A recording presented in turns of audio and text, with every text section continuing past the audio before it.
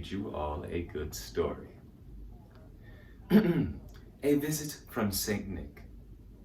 'Twas the night before Christmas, when all through the house not a creature was stirring, not even a mouse.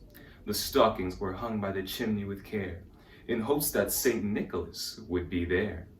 The children were all snug in their beds, while visions of sugar plums danced in their heads. And Mama, in her kerchief, and I in my cap, had just settled our brains for a long winter's nap. When out on the lawn there arose such a clutter, I sprang from my bed to see what was the matter.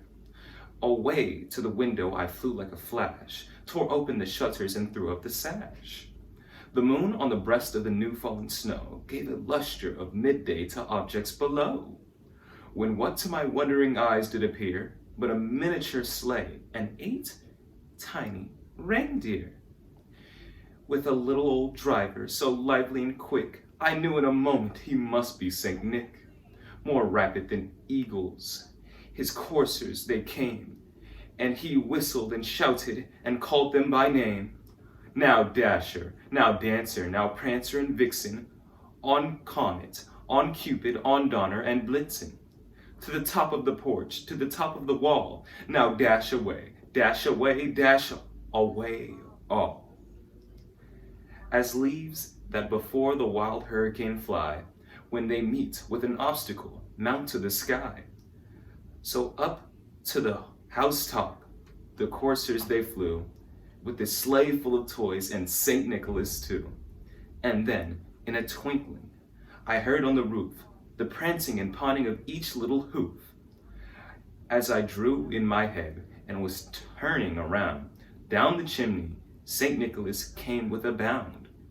He was dressed in all fur from his head to his foot, and his clothes were all tarnished with ashes and soot.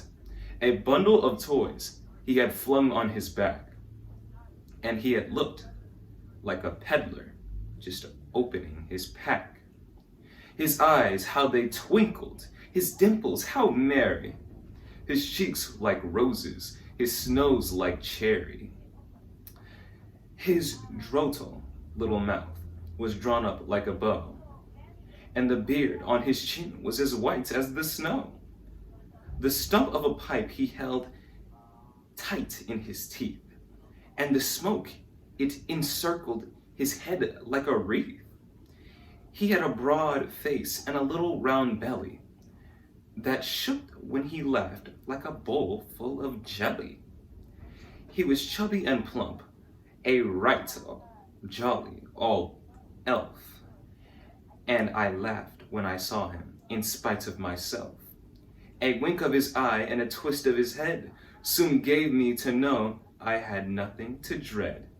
He spoke not a word, but went straight to his work, and filled all the stockings, then turned with a jerk, and laying his finger aside his nose, and giving a nod, up the chimney he rose. He sprang to his sleigh, to his team gave a whistle, and away they all flew, like the down of a thistle. But I heard him exclaim, ere he drove out of sight, Happy Christmas to all, and to all a good night.